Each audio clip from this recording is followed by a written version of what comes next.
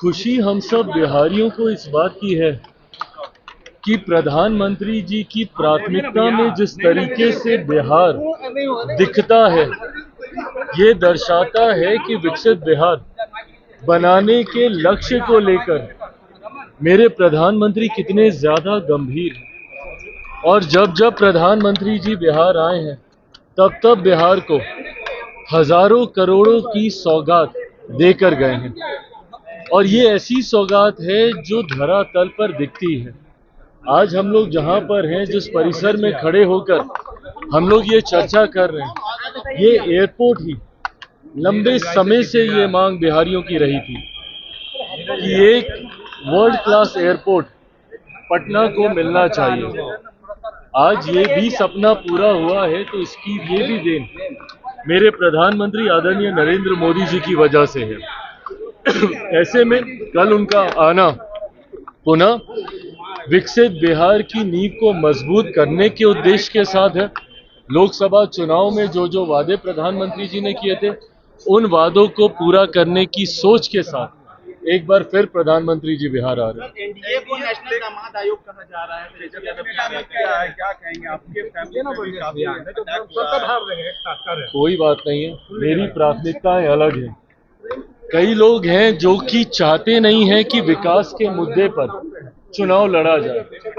कई लोग हैं जो चाहते नहीं हैं कि बिहार की मूलभूत जरूरतों को मुद्दा बनाकर उस पर चुनाव लड़ा जाए। और इसी सोच के साथ वो निरंतरता में आपको अपने लक्ष्य से भटकाना चाहते हैं। कल जब प्रधानमंत्री जी आ रहे हैं, तो पूछे ना प्रधानमंत्री जी से कि भैया आपने ये वादा किया था, ये नहीं हुआ, ये वादा कहा था, ये नहीं हुआ। ये सवाल कीजिए ना, पूछिए कि आपने एयरपोर्ट कहा था नहीं दिया, आपने एक और एम्स कहा था नहीं दिया, ये सवाल कीजिए ना। पर जब आप ये बातें करते हैं, तो आप लक्ष्य से सामने वाले को भटकाने का प्रयास करते हैं। और अगर मेरा जिक्र करें भैया, हम तो किसी को नहीं कह रहे कि कोई बहन भाई आयोग बनना चाहिए। हम तो बिहार फर्स्ट, बिहारी फर्स्ट की हम बात कर रहे हैं। और कोई लाख प्रयास कर ले एनडीए के नेताओं को, हमारे घटक दलों को हमारे मुद्दे से भटकाने का, हम सब प्रधानमंत्री आदरणीय नरेंद्र मोदी जी की सोच, मुख्यमंत्री नीतीश कुमार जी के विकसित बिहार की सोच के साथ, बिहार फर्स्ट, बिहारी फर्स्ट की सोच के साथ हम लोग आगे बढ़ रहे हैं।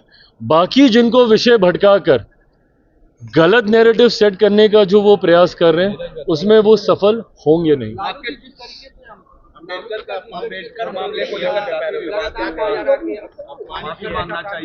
देखिए, जिस तरीके से मैं उनके स्वास्थ्य को भी समझता हूं, पर उसके बावजूद जिस तरीके से बाबा साहेब की तस्वीर चरणों में रखकर जिस तरीके से वो दृश्य सामने आए हैं, वो हर उस व्यक्ति को दुखी करते हैं जो बाबा साहेब भीमराव अंबेडकर जी की विचारधारा, उनकी सोच, और मुझे लगता है देश का 140 करोड़ व्यक्ति उनकी उस सोच के साथ सहमत। आज अगर देश चल रहा है तो बाबा साहेब के बनाए हुए संविधान के आधार पर ही चल रहा है, जिसके सामने हर बार मेरे प्रधानमंत्री जी अपना सर नतमस्तक कर देश को उसी आधार पर लेकर जाने के संकल्प को बार बार दोहराने का काम करते हैं।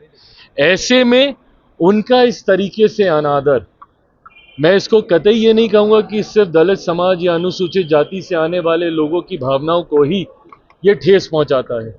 ये ना सिर्फ हर बिहारी को ये दृश्य ठेस पहुंचाता है, हर देशवासी को ये दृश्य ठेस पहुंचाता है। और पुनः उस सोच को सोचने के लिए आपको विवश करता है कि क्या यही इन लोगों की सोच है, जहां एक तरफ इस समाज से आने वाले महापुरुषों का आप अपमान करिएगा और फिर उन्हीं को अपना वोट बैंक बनाकर अपनी राजनीतिक रोटी सेकने का प्रयास कीजिएगा। बहरहाल ये सब जनता के सामने है, और मुझे लगता है सही समय पर जनता अपना सही फैसला इन तमाम विषयों को संज्ञान में रखते हुए लेगी। तो आप कहां से चुनाव लड़ेंगे, इसका फैसला कब तक हो जाएगा? कहां से आप चुनाव लड़ेंगे? ये हमारे अध्यक्ष जी यहाँ पे मौजूद हैं, हमारे संसदीय बोर्ड के अध्यक्ष उल्लास जी यहाँ पे मौजूद हैं।